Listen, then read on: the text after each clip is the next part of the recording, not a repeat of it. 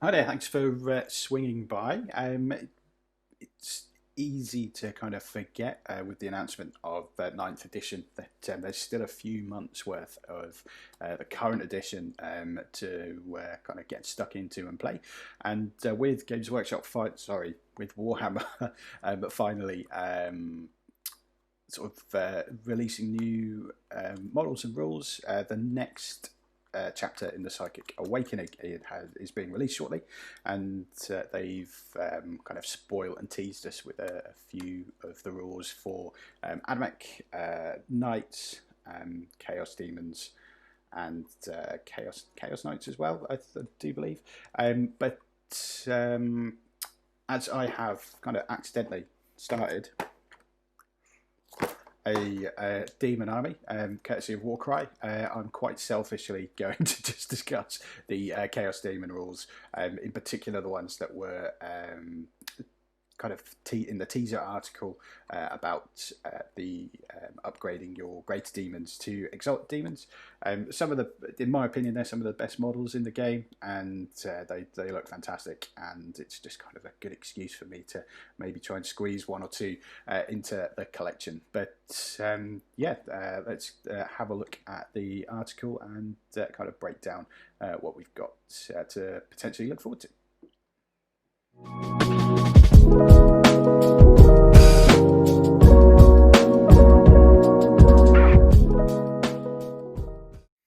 Okay, so let's have a look at these new rules for Chaos Demons. So I think what they wanted to show off in this kind of little spoiler article is the plans that they have for Greater Demons. So you've got the Bloodthirster, Lord of Chains, the big old Nurgle thing, which I completely forget. And I know nothing about Celeste, so I don't even know what their one is called. So I'm probably going to learn something new in this video.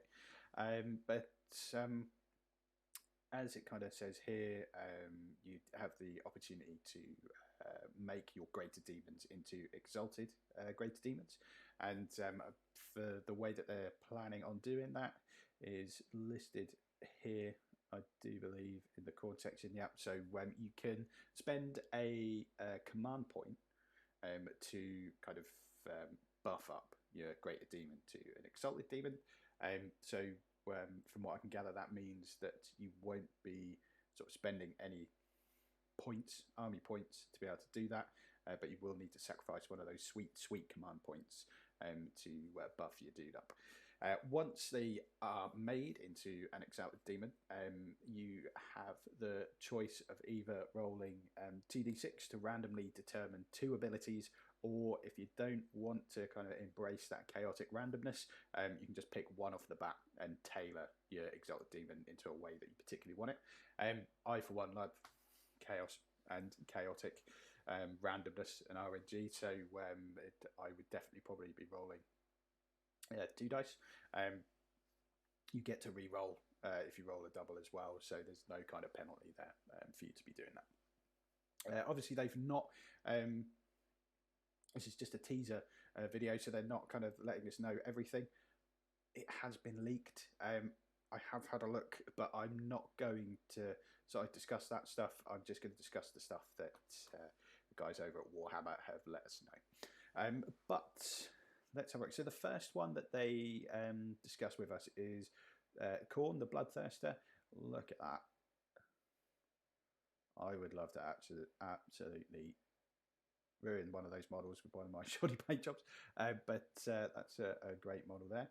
And so what they have given us as a little tease is Slaughterborn. So if in the charge phase, this model makes a charge move, is charged by any enemy unit, or performs a heroic intervention, add 1 to its strength and attack characteristics until the end of the following fight phase.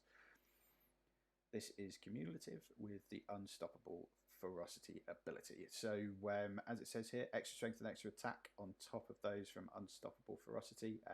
Yes, please. Yeah, so making your Bloodthirster strength 9 and giving it attacks does make it a bit of a monster, a bit of a beast. Whether you'll be able to get it up in the grill of people quick enough to take advantage of that. It can fly, and yeah, I think you can deep strike it, but the joys of running Bloodthirsters and other kind of greater demons is they get targeted pretty quickly and potentially taken out quite quickly. But if you do manage to get them in amongst it, particularly with this, that might kind of turn them into an absolute murder machine. So yeah, there's a lot of potential there.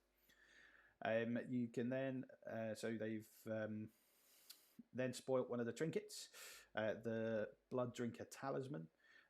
So roll 1d6 each time an attack made with a melee weapon by a model with this relic destroys an enemy model. So when you kill something, on a 5+, the model with this relic regains 1 lost wound after it has resolved all of its close combat attacks for that fight. A model with this relic cannot regain more than 8 lost wounds during the same turn as the result of this artifact. So, is it... So, tear that into a sort of like a large unit of shit munchers, and you can basically kind of power back up again. Again, a lot of kind of potential there. On a 5+, so when you roll that afterwards, don't you? So you roll 1d6 each time an attack made with a melee weapon. So I guess you kind of bank those dice aside once you've finished doing the attack, and so that again, it seems quite good. It turns them into a tank. It's fluffy. The Khorne faction are very much they're a faction that get a bit manic once they kind of start killing things, and it's a good fluffy buff.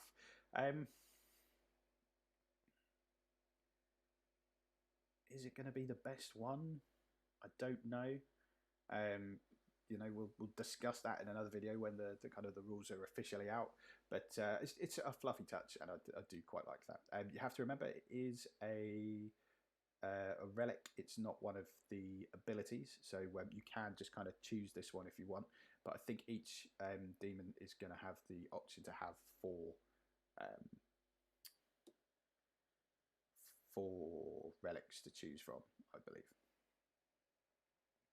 Okay, so the next one is a stratagem.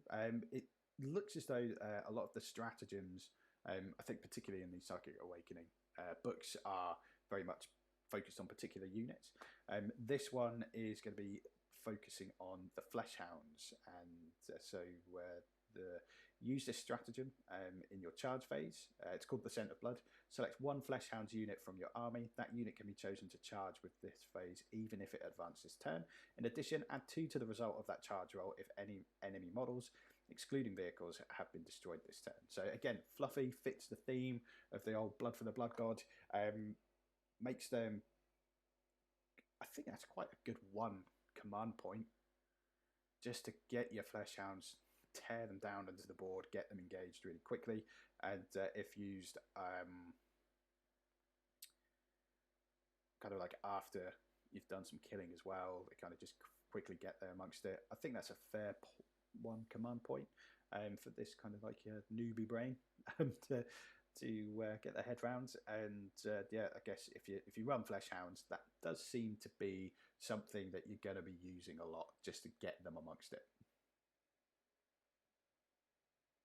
And yeah, they've put there that the little tactic there: get your Fleshhounds to rush ahead of your army and tie down enemy units until your Bloodthirsters arrive to finish the job and claim those skulls. So that's that seems a pretty standard tactic. They're kind of hinting at running multiple Bloodthirsters as well, so get your wallets ready.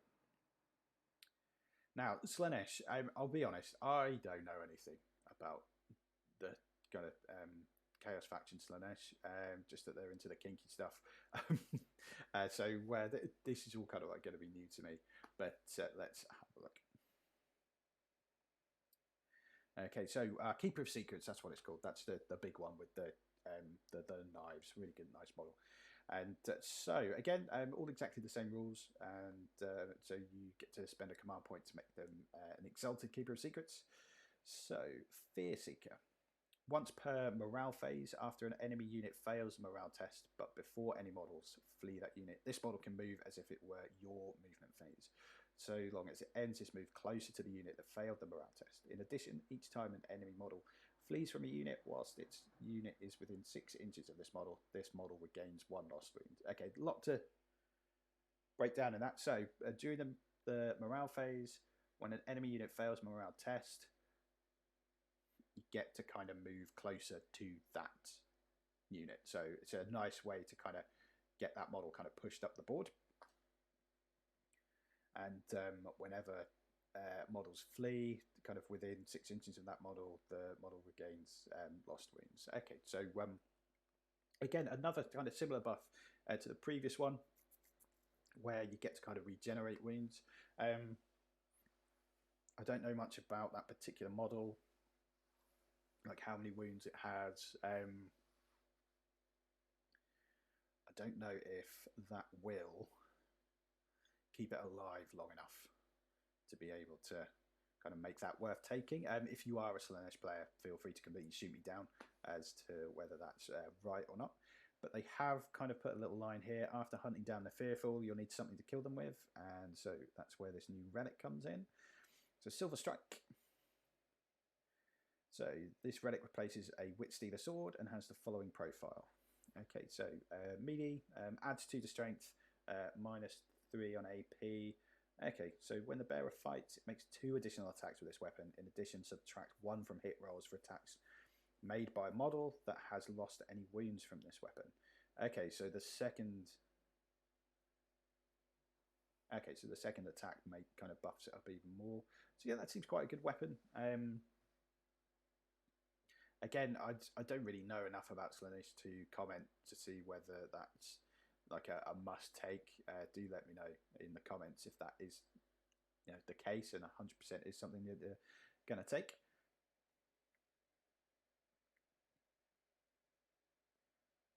And the stratagem that they're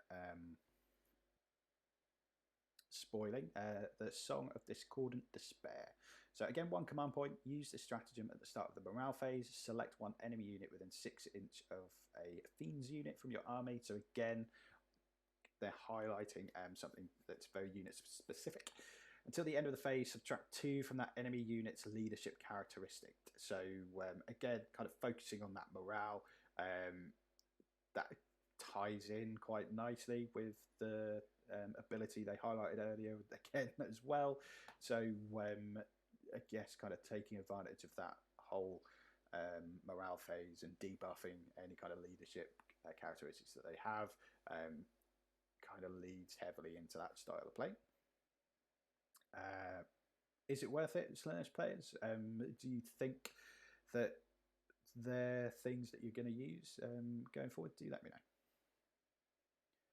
Nurgle, look at that. What a model that is. Love it. Love to get my hands on one of them. Okay, so Great Unclean One. Avalanche of Rotten Flesh is what they've decided to spoil for these guys. So when a charge roll is made for this model, add 1 to the result. In addition, this model's Crushing Bulk ability inflicts D3 mortal wounds on the 2+ instead of inflicting 1 mortal wound on a 4+. That seems really good. That's, you could just kind of rattle that into enemies on the charge and then finish them off on the attack.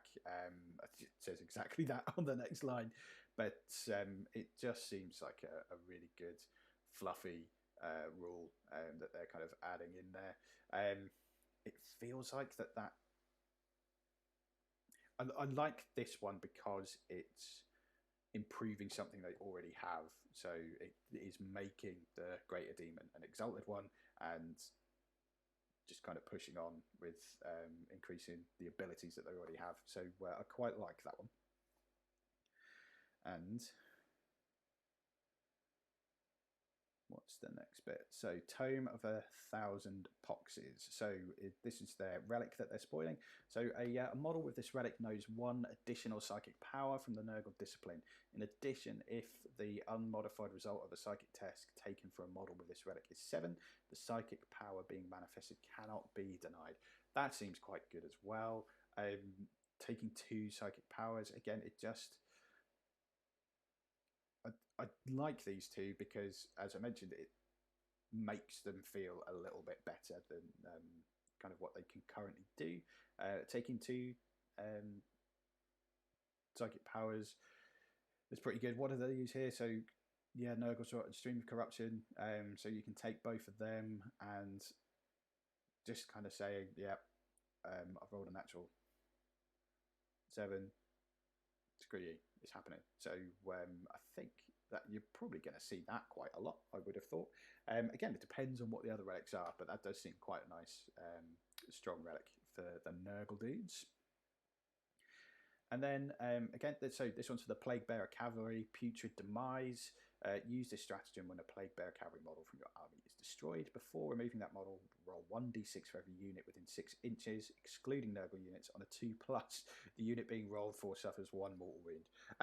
That's quite good. I'd imagine that is something that if you're using Plague Bearer Cavalry and you've got the points, the command points to spare there, why wouldn't you? That seems quite good. I mean, 6 inches on a board is quite a big bubble. So send them in, and you've got that kind of like extra potential there. Does it make sense for them to be killed at that time by the opposing player? If they're the option of that unit being kind of wiped out by Putrid Demise, like that. Again, that's quite strong. Those 3 in particular, I think, are the strongest so far that they've spoiled. But next up is Tzeentch, and kind of chatting to friends, they seem to think that Tzeentch have come off really well on this one. So let's have a look. So first of all, Lord of Change is this model up here, which again is a fantastic model. Look at that. This little dude, it's massive. This guy up here, the bird dude, and I think they have given him absolutely baller rules. Keep scrolling, Steve. Lovely. So first of all, Spell Thief. When this model successfully denies a psychic power, the psychic unit that attempted to manifest that power loses it and cannot attempt to manifest it again this battle. That is really good. That's a really good. Even I know that's a really good rule. So I'd imagine that is going to be if you know what you're playing against, it's going to be that probably is going to be an auto take. So if you know you're going to be going up a psycho heavy army, you're just going to go at it. I'll just pick Spell Thief and just walk around going no, no, no, no, no. And so that looks quite interesting. And the Relic, the Crystal Tome. So at the beginning of your opponent's turn, select 1 enemy character model within 12 inches of a model with this relic. You and your opponent then roll off. Your opponent adds the leadership characteristic of their model to this result. And you do the same. If you equal or beat your opponent, then all aura abilities that the character model has cannot be used until the beginning of your opponent's next turn. Again, lots of no happening there. That seems, again, quite good. Tzeentch are quite good at kind of stopping that type of stuff, and if you're just going to enhance that even more, I'm going to need a Lord of Change. Lord of Change is winning the potential buy list. So yeah, I like that. I like that rule a lot. And then Flames of Mutation. So again, unit specific. This one's for the Flamer. So use this stratagem in your shooting phase. Select 1 Flamer unit from your army. Until the end of the phase, when resolving an attack made by a model in that unit, an unmodified wound roll of 6 inflicts 1 mortal wound on the target in addition to any other damage. So again, that seems quite good. For 1 point as well. Until the end of the phase. yeah, just adding extra damage on 6s. Obviously, you've got to roll those 6s to start off with, but if you're chucking enough dice, you kind of have to think about the maths. I mean, if you've only just got is that as good as I think it is? I don't know. I mean, 1 point, if you've got the point to spend, then you probably would go for it if you can potentially kill something. But I think 1 point is a fair price for that, actually. I'm spinning on my heels a bit. That seems fair for 1 point. But yeah, anything that adds extra mortal wounds is going to be quite strong, I think. And I believe that is that. So yeah, just a little teaser article. Based on that information, I would probably rate the Lord of Change as the one that I'd probably want to get the most to add in, and then Nurgle in at second, Khorne in at third, and then Slaanesh kind of coming in at the rear there. I don't know anything about Slaanesh, so it's probably a bit biased. I've already kind of got the Zench stuff on the way, and I've got some Khorne stuff as well. But yeah, really interested to kind of get my head in the rest of the rules when we can finally get our mitts on them properly, and to kind of look into that. But yeah, just a kind of really short video. There's a snippet of information there. If you're a Demon player, what are you looking forward to the most? Which out of the 4, which do you think got the best rules coming in? And do you think they're good? Are they going to be able to stand up to everything else in there? Like, AdMech are getting a lot of new rules and a lot of new toys, and usually the faction that is kind of like the center of attention in these Psychic Awakening things tend to become quite strong. So are these rules enough to keep up with the new hot stuff, that side of thing? Let us know. Let me know what you think. Has this 40k noob got it all completely wrong? Who knows? Only you can tell me. But yeah, thanks for watching. Do subscribe. I'm going to stick a thing up there, just let you know about other videos. Yeah, thanks for swimming by. Stay safe, and see you all soon. Cheers.